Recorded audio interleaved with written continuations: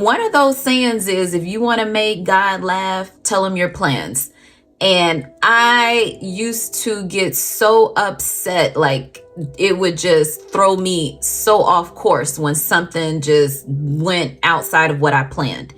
And it could, and it would be, now that I think about it in hindsight, it was small stuff. But back then when I was going through it, it was like the end of the world, because I had everything laid out.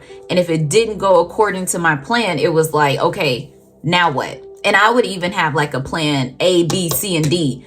And every time I had all those contingency plans and backup plans or whatever, it never followed through for me to use any of those plans. It would be something that was just totally where I couldn't do plan B, I couldn't do plan C, I couldn't do anything but just follow God's will.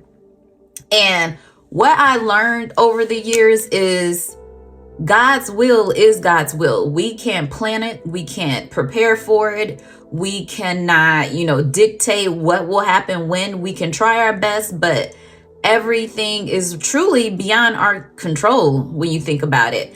And I had to realize that part of me trusting God and surrendering to his will is to fully embrace the fact that God knows best. Now, if you have a problem with being in control or trying to control things, it's hard to just surrender and relinquish that imaginary version of control we think we have.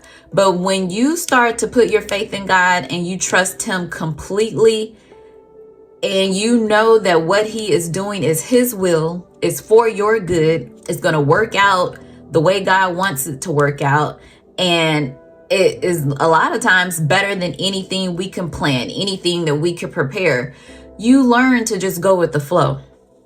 And I know when I would go through these setbacks, or things would go haywire and it wasn't part of my plan, my mindset was, okay, why is this happening to me? God is trying to punish me. What did I do to deserve this? Woe is me. I would have this pity party and just like dwell in it. Like, what am I doing wrong?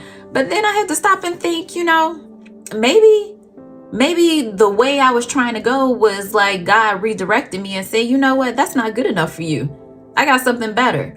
You're crying and whining about this not happening the way you thought it was going to happen, when I'm blocking it because I have something better than what you thought you were going to come up with.